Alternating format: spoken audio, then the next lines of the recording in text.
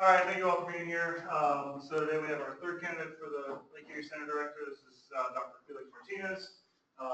Comes to us currently all the way from Ann Arbor, where, or actually Dexter, while he works in Ann Arbor, where he's been working at the National Center for Coastal and Ocean Science for, in Ann Arbor for 7 years, but you've been in that 7 years before that in DC. and then 7 years in that before in DC. Prior to that, he was a Knauss Fellow. Recognized by his accent, he's not from the Midwest. He did his BS and master's degree in Puerto Rico, and then got his PhD at the Ohio State University. So Ohio State brought him here to the Midwest and decided that, I don't know, I haven't talked to him about the differences between the Midwest and Puerto Rico yet, but he's stuck around for a while. So Felix, thanks for being here, and we'd like to hear what you have to say. Well, good afternoon. Thanks for having me. Now, being Hispanic, sort of knowing people is very important. I've also spent a little time in the Pacific Islands where, it's not that you're distrustful of strangers, but you don't really open up to people until they have story. And that's where you know something about their life, you know who they are, and you can relate to them. So before I start my talk, I would like to give a little bit of a story so that you have a concept of who I am, where I'm coming from, and I'm not just a stranger from Puerto Rico that's now in Ann Arbor. So I was born in Puerto Rico, and as I was sort of reflecting back on my life, I realized that pretty much since I was born until now, I spent my life in water. Beginning, since I was a toddler, being at the beach, then as a swimmer, competitive swimmer. I still swim, masters what I can. And I was also a surfer for a while. My life always centered around water. And I've also had a strong connection with Toledo pretty early on. When I was younger, I used to watch reruns of MASH, and I thought Klinger character was just awesome, and this Toledo Mudhens is great. I became a Toledo Mudhens fan. I would have never in my life imagined that I would not, marrying someone from Toledo. So, that's, my other connection. And I was telling some of you, which I've already met, that in fact, one of my, most, sort of greatest moment in my life happened in Toledo. And one of my most scariest moment in my life happened in Toledo, and not at the same time. They're not related to each other. But when I was a grad student in Ohio State, another one of the grad students was doing a project with walleye spawning in the Maumee, and he had set up a temperature meter on the buoy marker at the entrance of the river, in the bay. And at the end of his experiments, he asked me to retrieve it for him. So he found me a dry suit back before there was a dive program in Ohio State. Found me a dry suit, I put on my tank and jump in, and it's supposed to be attached under the can. So I stick my head up like, Joe, it's not there. And he said, oh, it must have slid down the chain. Can you go look for it in the bottom? I said, okay, well, great. But as I'm looking up the river, here comes the dredge barge. And every time I stick my head in the water, I hear this like clank, clank, clank, clank, clank, clank. So I say, okay, well, I'll go down. As soon as I go below about maybe 8 feet, it goes completely dark because it's the river. So I'm holding on to the channel for dear life, go down to the bottom. I went around the chain, fell, came back up. Sorry, can't find it. As that barge was going right past us, and I had these images of me being sucked up by the barge and shooting out with my scuba tank on into the barge. So that was my most scariest moment. The most wonderful moment was when I got married by the river in the Saco Metro Park some years later. So with that in your minds, now that I have some story, and I forgot too that one of my favorite stores, the Andersons, which I thought only the one in Slovenia had closed, but they told me today that no, they're all closing. How could that be? I love the Andersons, especially the flag store in Mobile. And anyway, so and then I'll just sort of go on. What I'm going to do is today give you a little bit of a background of what my adaptive science philosophy is. And by adaptive science, it's a concept that, the term was sort of coined by one of my PIs in the Pacific Islands, and it refers to how science and management integrate or interface to sort of be able to transition research into management and also to be responsive to those management needs. So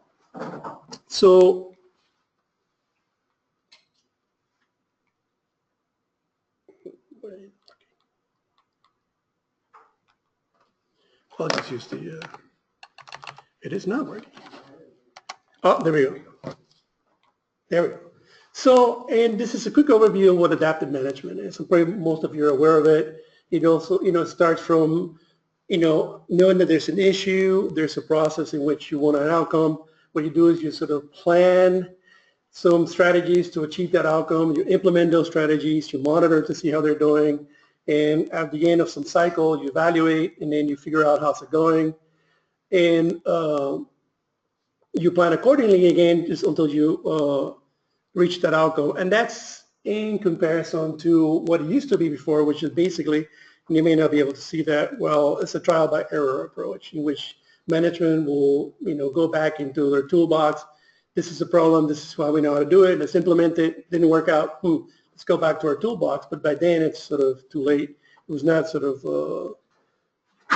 so the adaptive approach allows you to sort of do that evaluation. Now, in the book in which sort of adaptive management came of age, called Compass and Gyroscope by Kai Lee, when I went back to it recently, I realized that he said that science was an important part of this process, and that tends to be forgotten. Very rarely you hear, the word science and how science important is to the adaptive management approach. Yes, we know they're evaluating, you're monitoring, you're assessing, but he envisioned science being an integral part of every step. As you're planning, as you're implementing, you're always testing things so that is all it's all encompassing the process so that you can be more effective. So this is where I see science having this sort of important role in informing that process. Now, we run into this issue. Most often than not, you have disparate issues that people are working in. You have the scientists focus in some aspect of the problem or a related problem, trying to get to some outcome, whereas management is more interested in another aspect of the problem, or maybe a completely different aspect with an expected outcome at the end. So those two lines never meet, and the science never gets transferred. And then another one, even when you can get them together, is that oftentimes there's different timelines. Scientists operate in a different timeline. They typically do their experiments, they get their data, they do their analysis, they write a manuscript, they submit it for publication, and it's not until it's been peer reviewed that they're comfortable with the work they've done. Whereas at the same time, the managers are waiting there for I need this information. I have a decision point now. I can't wait for that paper to get reviewed. So that also leads to those sort of problems when science and management often cannot meet or sort of work well together. Now, this is something that is a philosophy that I've had even before I was working in NOAA. The reason why I've been for 14 years in the same office is because I'm doing work that I really enjoy, because this is what we do. We try to bridge that gap. So what we did is we came up with, we developed the strategies into how to facilitate this engagement between science and management. And we did a retrospective once on a project that we've done in South Florida, where we had spent $28 million in South Florida. And after the end of 10 years, we went back, what did we accomplish with this thing? Not much, because we didn't have a willing management community. We didn't have a management community that was engaged in the process. So we basically decided at that point not to give up on South Florida, but the next investment of money there was sort of setting a long-term strategy. We brought together all the managers and the scientists. Where is it that we want to be? And are you guys seriously engaged in this? Because otherwise we cannot keep putting any more money into South Florida. So along the line, we sort of came with ways to engage the scientists and the managers. And there's two models that we have. One is an embedded manager in the project. It can be a co-PI that can be involved in the day-to-day activities of the project, but it could also be what we think of as a transition PI, whose role is to sort of be aware of the science that's ongoing and help act as a liaison with the management community to let them know what the project is doing. Now, this is best suited for small projects in which you can have the manager engage with and participate in the project. The other approach is where what we call management transition advisory groups, and that's where we actually ask the applicants to our programs to let us know how they have engaged the management community, that they're going to establish a group, an advisory group that's going to help them, throughout the life of the project. And there's a requirement that this advisory group be made with at least some key decision makers. These are people that are able to implement decisions based on that information, not some high level manager that will sit there, provide some advice. Yes, this is great research, and then go back and not be able to do anything with it, or someone that it's too far down on the agency where they actually are able to go out and do research. They can help with the research process, but not necessarily transition that into some management action. So that's very important for us. And this advisory group provides advice at different levels early on, in terms of with the research design, being able to select effective study sites, what kind of transition plan they can have, what timeline that should be, especially if there's some specific decision points that the management agency that entered the project has with respect to using that information. And then halfway through the project, mid-project, in terms of being able to modify that research plan if it's not working out the way that it was envisioned, or if maybe some new aspect of the problem is learned that may require some changes in the way that the research is being done. It is also good to be able to identify some potential roadblocks so that you can anticipate them and work around them when you get to them. And finally, at the end, the advisory group helps with that final synthesis and transition. And John was one of my co-PIs in the project looking at invasive species. So, he's participated that engagement, so very active. And the idea is that you can provide that information real time. We've implemented this in projects in the Pacific Islands, invasive species in the Great Lakes. I've had 2 other projects in the Great Lakes. One in Green Bay, where we're looking at land uses impacts in the watershed there in terms of the Southern Bay and Green Bay. And now my most current project is one looking at the impact of hypoxic water in the drinking water system in Cleveland. And the idea is to sort of provide them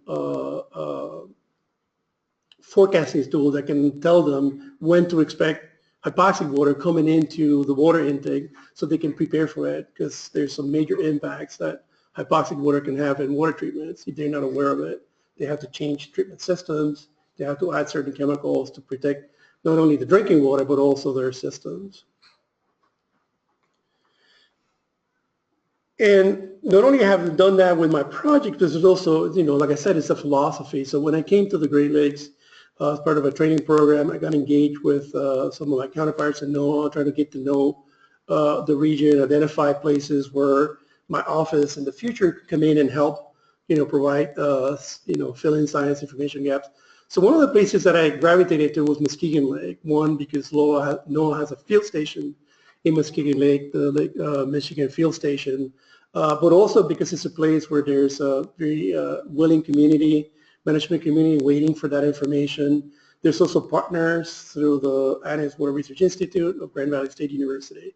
And one of the things that I worked with some colleagues at Global was the idea of forming a science collaborative where we could sort of leverage the partnerships of the scientists that are on the ground in Muskegon to sort of help address some of the issues that are going there. And right around that time, I was asked by NOAA to become the lead of Muskegon Lake as a NOAA habitat focus area.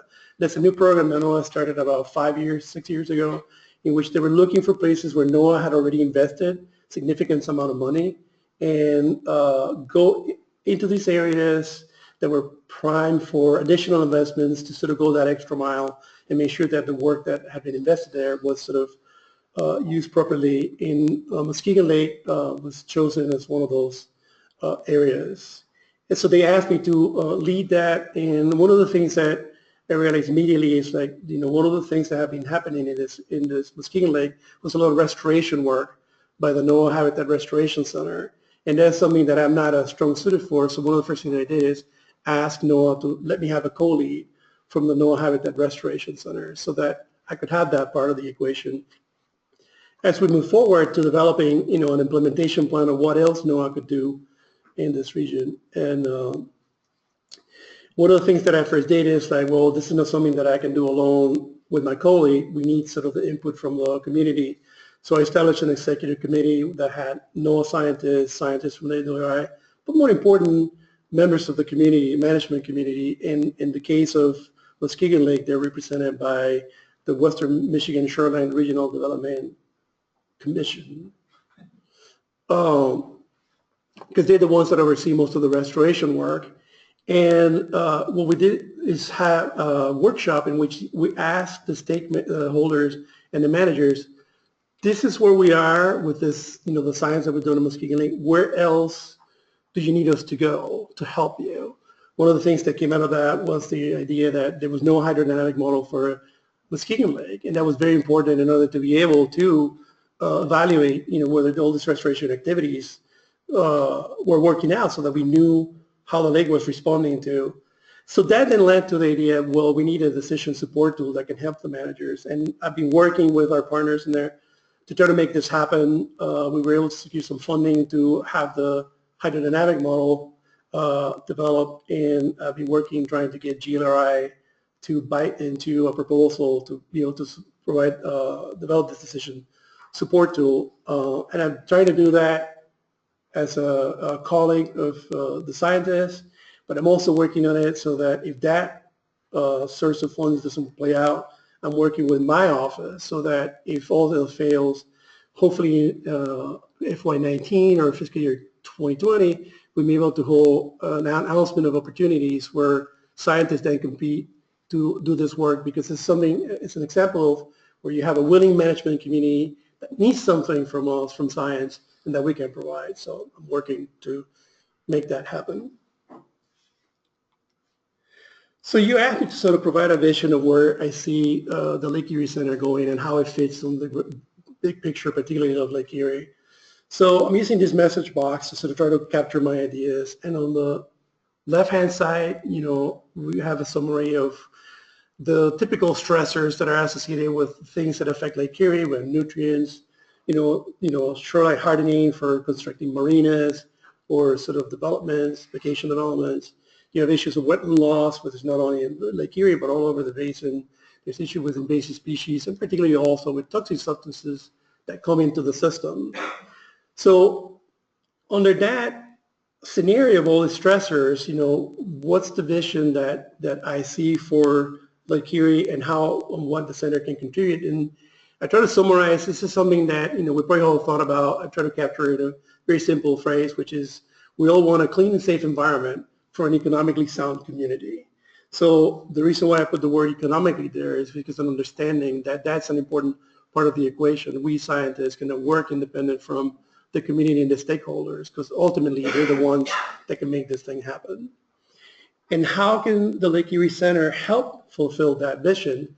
Well, it can do that through acting as an interface between the science and management. And that's sort of the experience that I'm bringing in. And I can see that by being able to integrate those stakeholders with the scientists and the managers, by taking the advantage of its position to leverage partnerships with some of the other institutions in the region and also some of the other federal agencies and state agencies, sort of leveraging those partnerships to be able to, and also, the center is at a stage of transition, and one of the things that I really believe in is building to strength. So, the center can do an assessment of what its strengths are, where the places where it's being deficient, and be able to, forge a plan ahead so that in the future you can build to those strengths and be able to be responsive to the needs of the community. And at the bottom, you see so how do I envision accomplishing that? And that's sort of a philosophy that I've, hold dearly, which is people first. I mean, what makes things happen is people. It's not the science. That doesn't happen in a vacuum. And as the role of a director of the center, that's through open dialogue, communicating not only internally with the faculty that work at the center and that call the center a home, but also with those partners outside. And also making sure that my role as director is to provide that support for that faculty and the staff that works at the center. That my role is to run their fears for you guys, so that you don't have to worry about the things that, and T probably understands this is your role that he's in, that our role is to make sure that you can do your work. I'll worry about the headaches, you do your work. And finally, also, because this doesn't act in isolation, this place is not here by itself, it's part of our community. So it's important that the center does engage with that community, so the community is aware of what we're doing for them, so that at the time when it's necessary, they can come to bat for the center and provide that support and convince the administration of the University of Toledo to convince this state legislator, in Ohio, that the Lake Erie series is part and parcel of our community. They're doing the work that we need to, and it needs the support.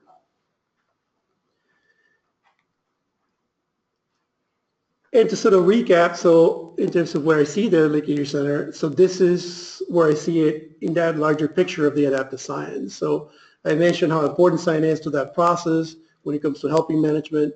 So that's where I see the Lake Erie Center. It's to provide that science for the management. So acting as that bridge between science and management. And when you look at the stressors that, affecting, Lake Erie, the center is well suited to respond to and understand. Now, what I want to point out that you maybe had noticed that nowhere in that slide is the word HABs or hypoxia. I want to make clear that doesn't mean that I don't appreciate the work that's done on HABs or hypoxia, but is that I understand that those are symptoms of these stressors, and it's important to work with them. We need to understand HABs and hypoxia because it's telling us what's wrong with the system.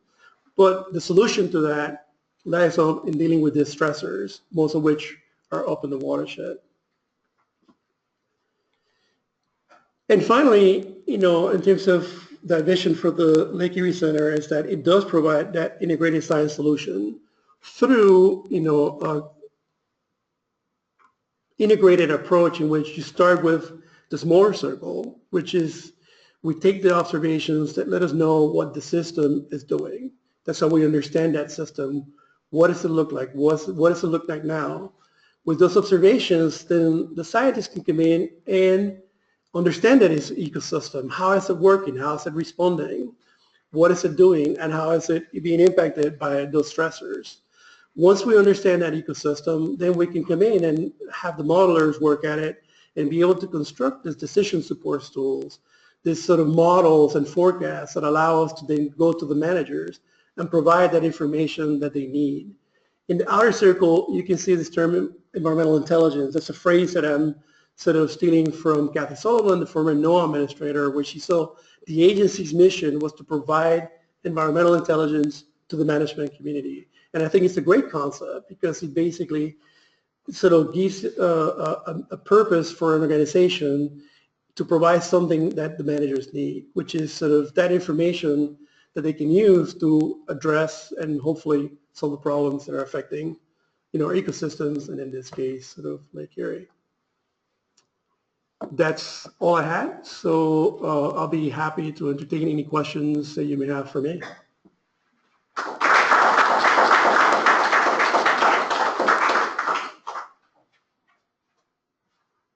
There was a challenge for you guys, and Pat knows the answer. There's something in my presentation. Did you catch it?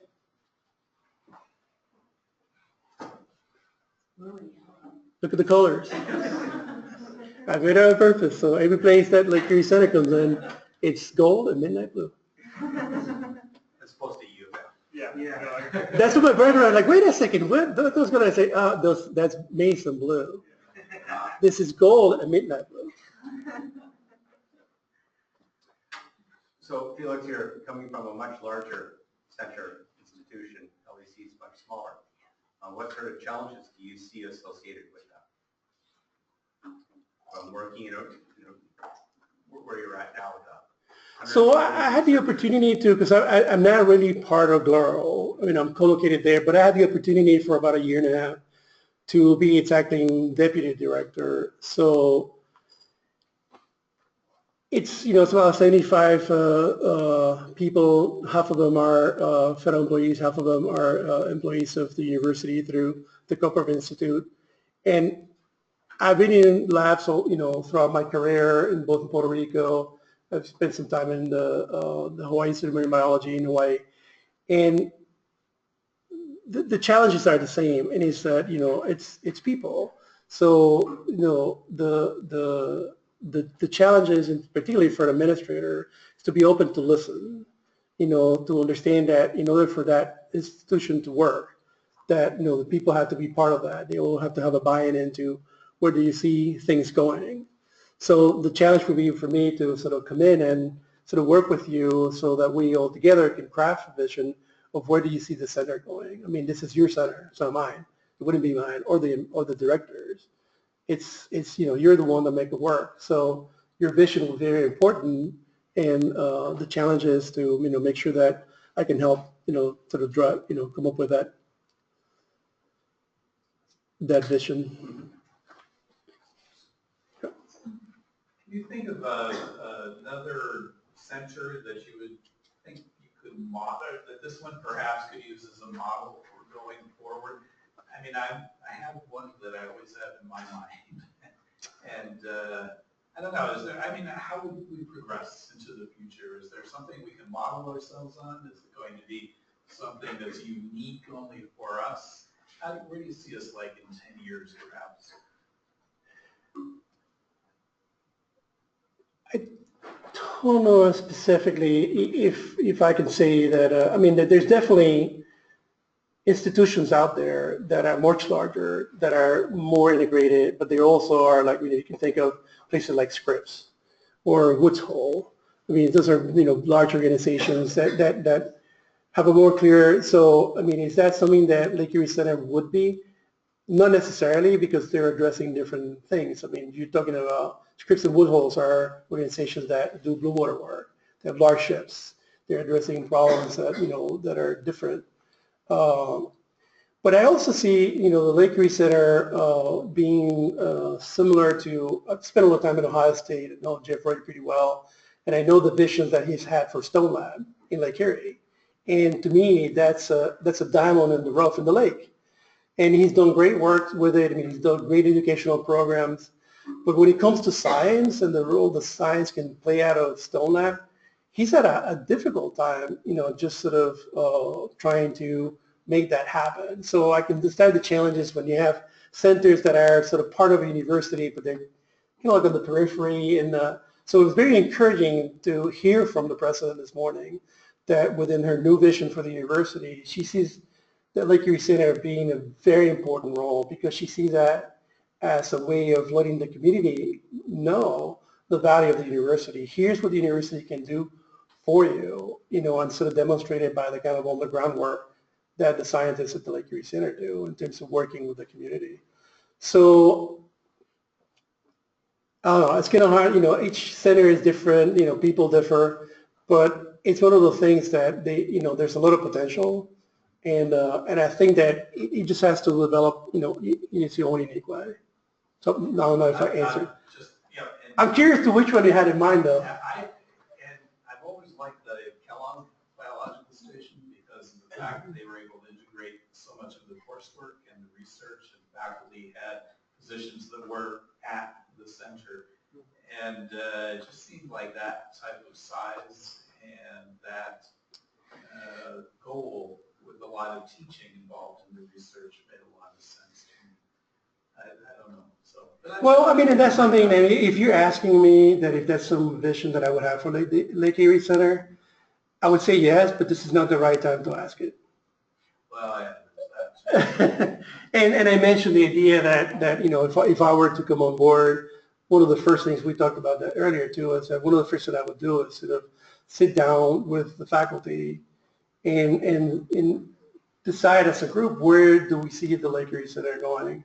And I'm here to help make that vision happen, but I don't want to do it by myself, because I don't want to do it by myself. My role is to sort of carry the center forward, but it's an enterprise. It's a Do you think we need to be, and I'm sorry, do we need to really distinguish ourselves from Stone Lab? I mean, is there, you see this as competitive, or do we have two separate roles that we can play? I think they're very different, and I think at some point, Ohio State realized that Stone Lab for the most part would be an educational institution. So, that's something that I wouldn't necessarily see Lake Erie Center trying to compete with. Although you're doing something that's very important, which is sort of engaging with the local community, particularly with K through 12, to provide that sort of educational component. So Stone Lab does what Stone Lab does is a different setting, and I think Lake Erie Center has one unique opportunity. And you saw it around. There's a whole bunch of kids, around this morning, so it's there. And you can never have too much education.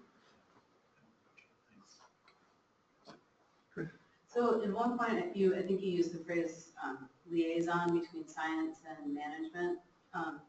So just, I think some of the, or probably all of the individual investigators here do that to some extent through individual projects. What do you see as larger strategies or more programmatic strategies for doing that as a center and not just through our individual projects? And that's the way that I see that happening, which will be the role for the director, is to be able to, do the kind of outreach with the management entities in the region to sort of sell the idea that the Lake Erie Center, it's a place where you can come in for this integrated science solutions that either through partnerships or through building to strength, it's a place where like you can come in and we can provide you the answers to those questions that you're seeking. So it's one of those things where it's not necessarily that I would ask you, Chris, you need to change the way you're doing your work, because that doesn't make any sense. I mean, you're fulfilling a very important part right here, and that's information that is needed in order for this to work.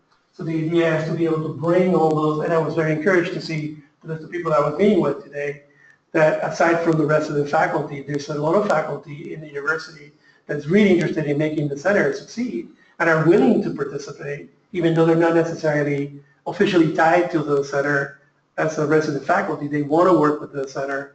In fact, I've also met with some people that hadn't had the chance yet to work with the center that can play an important role. And it's a matter of doing that outreach and saying, like, no, this is a vision that the Lake Erie Center has for its role in the region as a part of the university. And the more people that can come in and help fulfill that vision and that mission, the better. And it doesn't necessarily imply any change in what you're doing already. It's that it all become little parts of this bigger whole in which we have the expertise. So outreach, I guess, is what you're saying, that to make contacts with agencies that we don't necessarily already work with, things like that. And yes, and continue to work with the ones that you're working with, so that that's how we understand and learn what are the things that they need through being able to, communicate with them. And that we don't necessarily have to go to them to say, is there something that we can help you with? Is that they're aware that here's an issue, they'll call my phone, the director phone, they'll call the director phone saying, like, we need your help. And we already we're set for that, to be able to provide those solutions. So can you comment on the resources, where the resources come to generate those solutions? With respect to being able to implement strategies or to be able to provide within those solutions? You get a phone call and some group says, there is problem X out there, and we need the LAC to do something about that. Or can you investigate this for us? In some cases, how do you respond? In some cases, hopefully, it'll be things where like we already have that infrastructure in place. We have the researchers that are already working on those issues. So it's just a matter of being able to say, yes, we're aware of that. We've been working in it. It's one of the components that we're looking into this ecosystem. Here's what we know so far, so you can provide that real time. It could also be in terms of developing and working with the scientists to respond to some of these announcements of opportunities from funding agencies, just like the Notre Dame project with invasive species, where John was involved. It's like they work with the managers. Here's an opportunity for us to look at this bigger issue, which is like, what are the probability of new invaders coming into the lake, and what are the risks associated with those potential invaders? So they were able to take opportunity of our announcement, and they worked with the managers from the get-go. So they know exactly what is it that they would needed to do for the managers to be effective. Like originally they had a suite of species, and the managers early on said, like, no, thank you, but we're not interested in those. These are the ones that we're concerned about. Let's focus on those.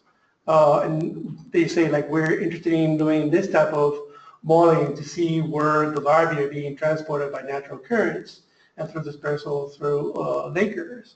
And one of the agencies says, like, this is great, but you know what I really need? What I really need is that you can identify points where lakers can do ballast water exchange and minimize the risk that there's a larvae in those ballast waters, and then he reaches suitable habitat. So the scientists were able to, we can do that. They retooled what they were doing and did an additional project in which they were able to identify, okay, within Lake Michigan, if you exchange files water here and you're a golden mussel, this is where you're going to end up at the end of your larval stage.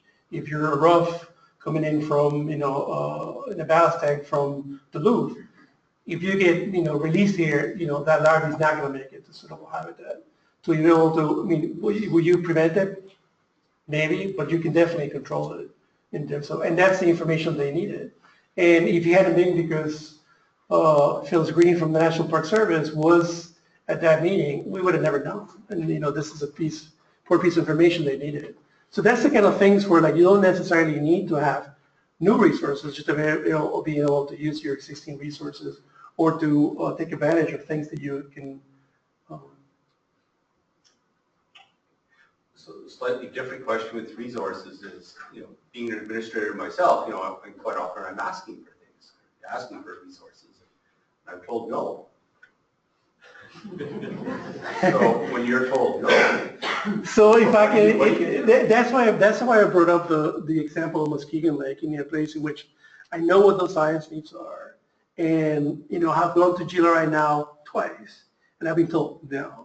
But I'm explaining to them ways that it behooves them to support this project. And a lot of it is a little bit of lack of understanding from their part of what we're trying to do. So that's on our part. We'd explain it properly.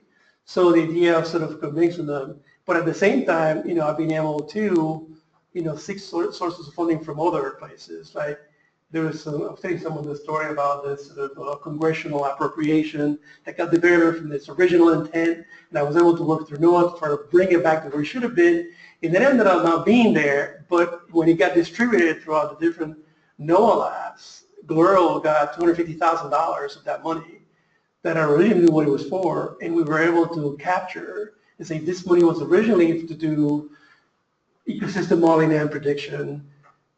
Of course, we can't do it in coral reefs anymore, but here's the need in Muskegon Lake. We need this hydrodynamic model. We want to use $100K for that to get a postdoc to do the model, and we convinced the director, and she said, sure, go ahead, do it. So through the Copper Institute, we actually got WRI, our partner in Muskegon, to add an additional 6 months of support for that postdoc. So we went from a year to a year and a half to be able to have enough time to develop that model. So it's a matter of being creative, leveraging partnerships, leveraging other sources and I'm still pursuing GLRI, but I'm also pursuing within my office. So if funds from EPA don't come through in the next year or so, I'm already positioning myself to try to get it funded through NOAA announcement of opportunity. So you just have to keep trying. So can many of those opportunities that you have right now as being a member of the federal government, would those still be somewhat available to you? Should you be working at the University of Toledo? There's a different role that we can play that I could play in terms of my experience working in the federal, in the federal setting, in terms of some of the resources. So now, presently, I can't go to Congress and say, here are these programs in Great Lakes. You need to give money to my office so I can do the research programs that are going to provide that science.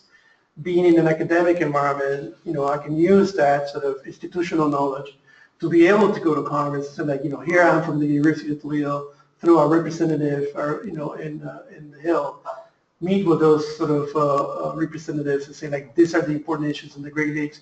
Here, some agencies that are doing the work that's needed to support that science, they need the resources to be able to make that. Is there a guarantee that some of the money will go specifically for us?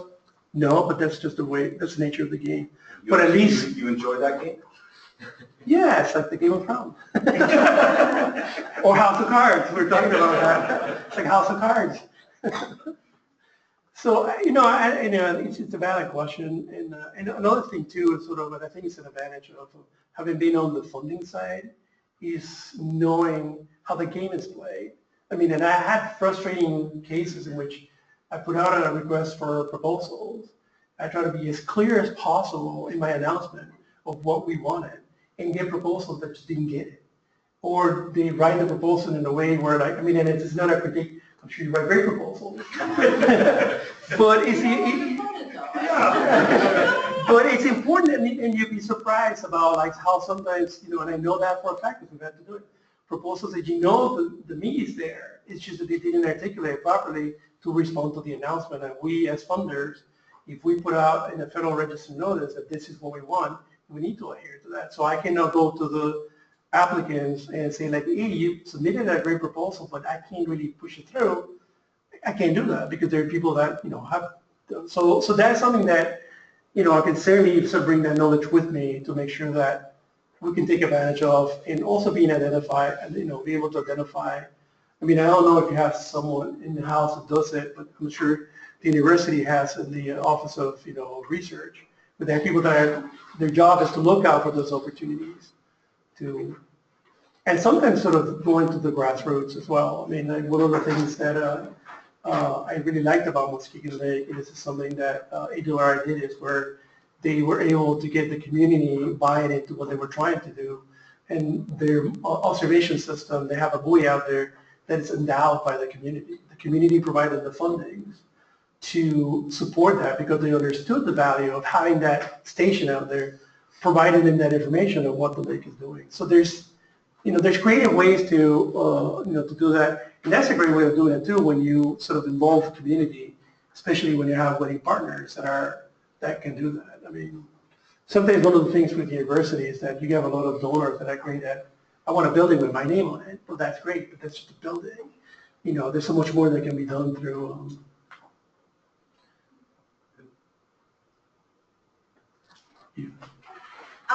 You had a slide up and had a line about student development. I don't think you actually said anything about that. Would you speak a little Did I bit skip more that? Sorry about that. student development? That was also thinking more in terms of that philosophy, that as a teaching institution, that's an important role, both through the K through 12, but also at the undergraduate and graduate level. That's a mission that, I wanted to assure that you understood that I sort of valued it, as a grad student.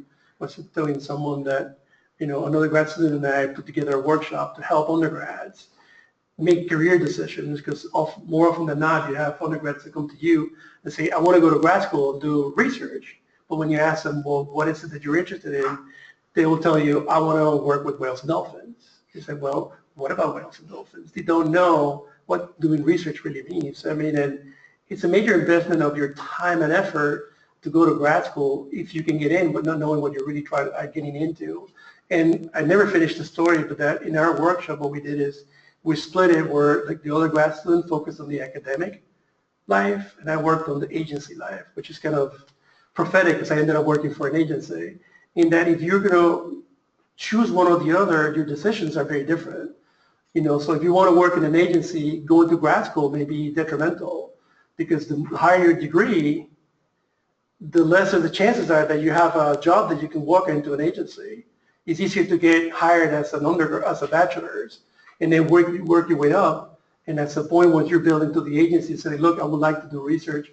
Can I go out and do a master's? And often at that point, they'll give you that development opportunity. But you're within the system. But if you go straight to a master's, when that master's level position in the agency opens, guess what? There's people that weren't working there that started, I've been working there for 10 years that just went out and got their master's, and they're going to get that job.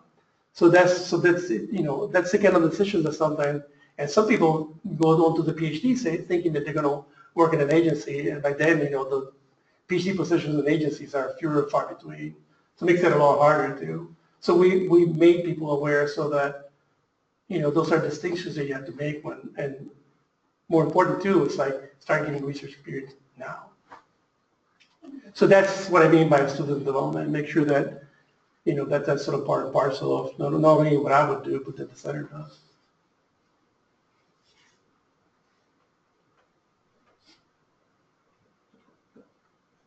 Anything else? All right, well, thank you, Felix. For everybody else, please make sure and give us some feedback. Thank